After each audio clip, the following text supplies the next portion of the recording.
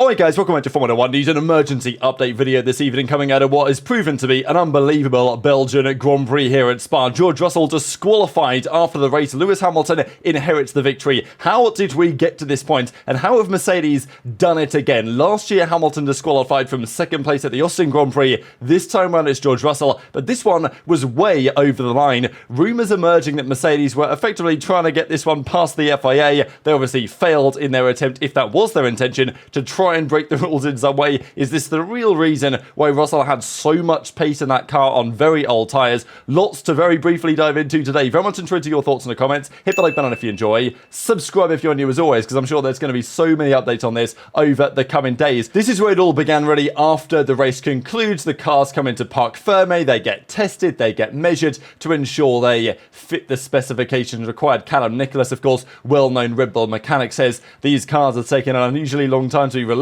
Could be nothing, could very well be something. Before we get to that though, couple of quick updates on the drama that we talked about a couple of hours ago now on the Hamilton versus Russell strategy. This was particularly telling, I thought, that Hamilton said after the race that before the race they had discussed Mercedes with Hamilton a potential one-stop strategy. That was his preference, that's what he wanted to do. But during the Grand Prix itself, they decided to say, look Lewis, you're going to do the two-stop instead to cover off Leclerc, and then gave him the possibility for Russell to be right there and eventually take the Grand Prix win. Hamilton even said, had they told me about this possibility, then I would have potentially made a different decision. He said that they were not, informing Hamilton that Russell was potentially a threat on the one-stop. Otherwise, Hamilton might have made his own mind up, right? Because, as even he says, is there anything in hindsight you'd have done differently? He was like, yeah, I'd have made my own strategy. Now, probably Hamilton's perspectives on this are slightly different now that he knows what has happened over the last few minutes here with this Russell disqualification. The rumour has it, though, that he's already gone.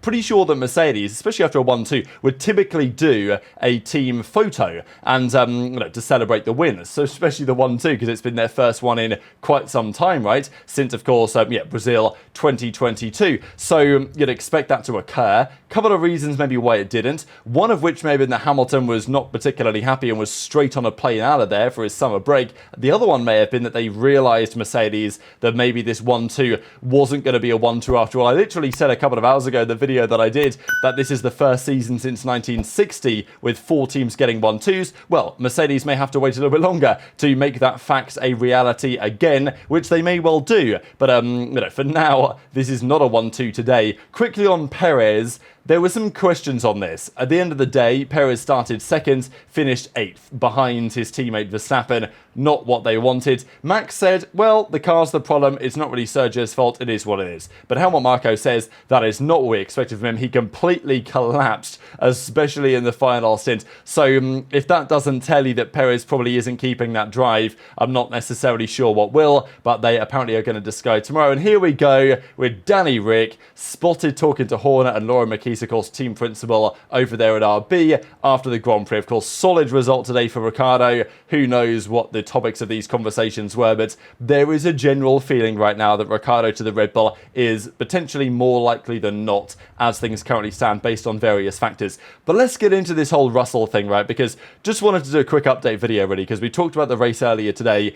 This has happened before with Mercedes. To be fair though, the last time a driver was disqualified from the win of a Grand Prix was Michael Schumacher at exactly 30 years ago in 1994 at Spa. So incredible how history has repeated itself in some sense. Of course, Michael eventually became a Mercedes driver. Here's George Russell with Mercedes 30 years on at the same Grand Prix getting disqualified from the win. But it happened for Mercedes back in Austin last year. Both Charles Leclerc and Lewis Hamilton were disqualified for excessive wear on the floor plank of their car. On this occasion, however, the rumour was emerging that Russell's Mercedes was found to be over 1.5 kilos underweight during post-race checks. Now, this is very interesting because 1.5 kilos is a lot of weight, right? That's a serious discrepancy. 0.1 millimeters or whatever is going to get you disqualified if your floor is worn too much. 0.1 kilograms is going to get you disqualified from a Grand Prix. So 1.5 kilograms, that's a seriously big deal. And apparently Scott Mitchell-Mum here says that he walked past Russell after he'd left the press conference. He was on the phone and had a face like thunder. Now it's obvious why. he was being told the news, it will be disqualification. There really was no questions about this, that after they found his car to be underweight, there was no way he was going to keep the win. The drama on this, though, is not just exclusive to the Russell situation. It's also on the Mercedes side. How they got to this point. Is there some, as Rob describes here, attempted deception? Just because there were rumours emerging, I think the FIA even said it in one of their documents. I think one of the documents was actually document number 44, which is pretty funny because, of course, that's Hamilton's number. But they mentioned that the car was not fully drained of fuel. So they finish the race, they check, the fuel levels and stuff, they drain the car of fuel, and then they weigh the car. Now, they won't tend to do this with every car. They will check a number of cars, including especially, the top 3, the winners, stuff like that. They say, oh, they do it at random and all this, but no, they check the cars, especially the winning cars. So you've got to wonder whether Mercedes thought that Russell's progress of the field was that likely today, and if it wasn't, then maybe they might have decided to try and, get around the rules, because apparently they said that they drained the fuel, but they actually hadn't done so, to try and tell the FIA, hey, don't worry guys, our car's perfectly under, on the weight limit, which implies that they knew, right? Like, if this is true, Mercedes knew that their car was underweight. They knew they were cooked, so they were trying to keep some fuel in there, 1.5 kilos, whatever, to get around it without the FIA knowing. Of course, thankfully, the regulators are apparently too smart for that. So they got away with that one. The regulators did, at least, and Mercedes did not get away with it. Hamilton's car was fine. It passed the post-race weight checks as well. So it's a very fascinating case, this, because last year at Austin, Hamilton and Leclerc were disqualified, and theoretically, you would have predicted that Russell and Sainz's cars last year at Austin would have been set up the same. So presumably, they also would have had floor wear exceeding the limit. But the problem is that the FIA didn't check those cars, because they don't check every car. So who's to know? Whereas in this case, Hamilton's car and Russell's car were both tested. They both weighed a different amount. Hamilton's car was on the number that he needed to be at. Russell's car was significantly under. Of course, you then got to wonder, well, why? And also, how exactly? And what difference did this make? Because Russell definitely had surprising pace at the end of the Grand Prix, given he was able to hold off Hamilton. Sure, overtaking today was harder around Spa than maybe many expected it to be, but nonetheless, Hamilton effectively made the point a couple of years ago now on how much difference a kilo makes to a Grand Prix situation. The general theory tends to go 10 kilograms is maybe 0.3 of a second. Now, it's Spa, long track, call it maybe 4-5 of a second, 10 kilograms. Take that to 1.5 kilos, you're talking, let's say 500ths maybe per lap over 44 laps. You are talking, a couple of seconds, 2, 3, 4 seconds of race over the race distance. Maybe more, maybe less, who knows. Just rough calculations, but it's kind of similar to what Hamilton had to say a couple of years ago. And if Russell's car was, 3, 4 seconds slower over the race distance, then Hamilton likely, of course, wins the Grand Prix. So this was then confirmed shortly afterwards. Russell disqualified from the Belgian Grand Prix in pretty unbelievable circumstances.